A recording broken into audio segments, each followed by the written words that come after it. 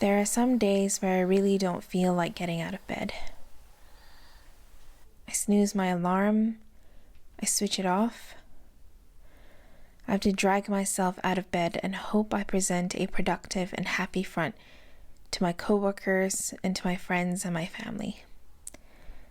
And then there are some days where I feel happy, like everything is good in my life and that I'm going to be okay.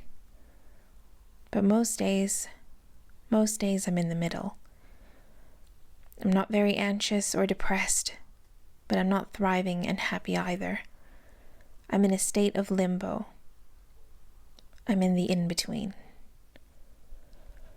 On April 19, 2021, Adam Grant published an article in the New York Times titled, "There's a name for the blah you're feeling.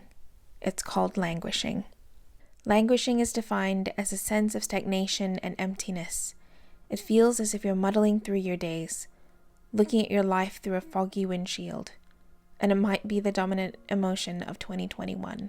Languishing can affect us in so many different ways, such as our ability to focus and engage in a task, our lack of motivation, the lack of excitement that we have for what comes ahead, and feeling aimless and like we've lost our sense of purpose. This pandemic has hit us all in different ways. Some of us have lost loved ones. Some of us have lost jobs and opportunities for growth and opportunities for life. I feel like the current state of the world has put us in a state of limbo as we're left feeling like we're not really able to progress. Some of us had plans to travel and see the world. Maybe you wanted to leave your current job and pursue another, or move to a different city or country. Some of us have had to put weddings off for now and hold off on starting a family. Since March 2020, I feel like my life and the lives of everybody in this world has been put on pause. And we're just waiting to start living it. But despite what we feel, the world keeps turning. The days and nights keep on going, and the world doesn't stop.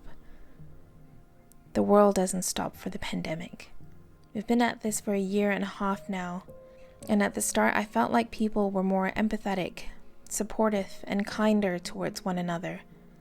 But lately the check-ins have stopped, the messages have diminished, and people are expected to perform to the new norm. But what about those of us that get left behind? Those of us who struggle to move on and struggle to adjust. People tend to dismiss that we're still living in a collective trauma. The most damaging action someone could do at this time is not to acknowledge that, and to instead create an environment of toxic positivity and productivity. To expect that we should be grateful and happy for what we have, and not to dwell on what we don't have. But those feelings aren't mutually exclusive.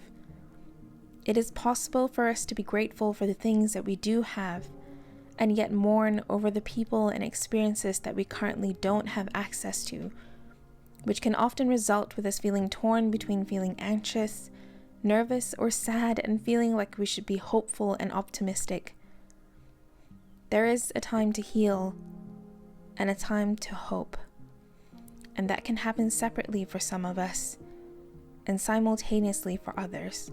So what can you do? The opposite of languishing is to flourish, where you have a strong sense of meaning, mastery, and mattering to others, where your well-being is at its peak.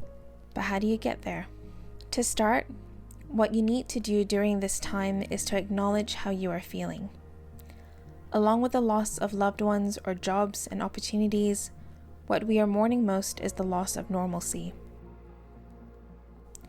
We're grieving.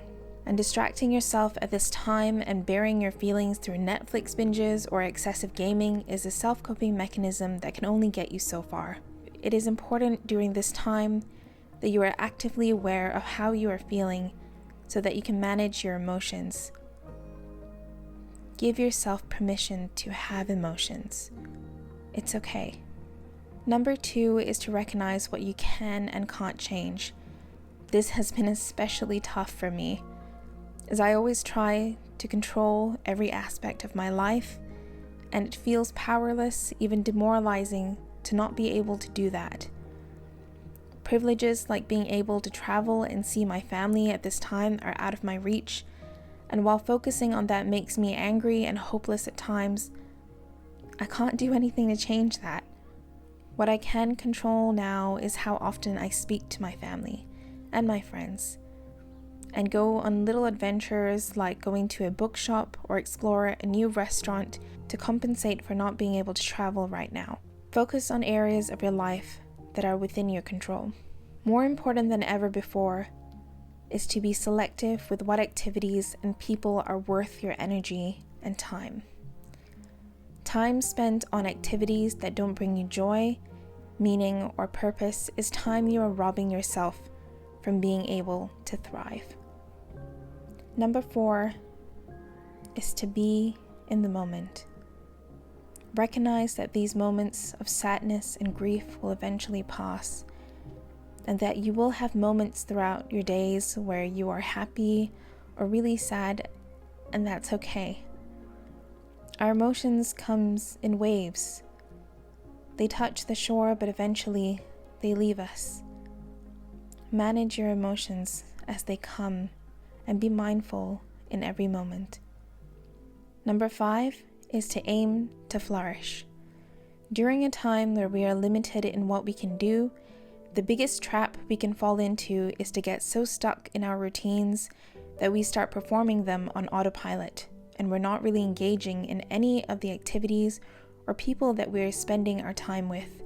To flourish, we need to either connect, create, or contribute. During this time, explore different passions that you otherwise never took the time to explore. Learn a new language, pick up a hobby or a new skill, not with the purpose of generating profit or filling your time absent-mindedly, but because it brings a sense of joy and purpose in your life. Whatever your passions may be, you can connect with others in online communities and with your loved ones. You can create with your hands and engage actively in the tasks while you are creating. Contribute, whether it be giving to charity or acts of kindness to strangers on a street, or sending food to your loved ones to give them support. Before you embark on a task, ask yourself if the task will bring you purpose and joy, and if it will, actively engage in it and experience those bouts of happiness and activity that you can bring to your unchanging routines. Lastly, take it one step at a time. Remember that life is a journey. Recoveries and the path to healing and thriving is not always linear, it's messy. There are days that you're going to feel okay, and other days you won't. And others, you're somewhere in between. Actively think about how you're feeling and what you can do to help yourself in that moment. Take moments in your day to be grateful for the little things that you have. Be it a cup of tea, being able to spend 10 minutes reading a good book, the sun on your face, and remind yourself that we will get through this. This phase of our life will eventually pass.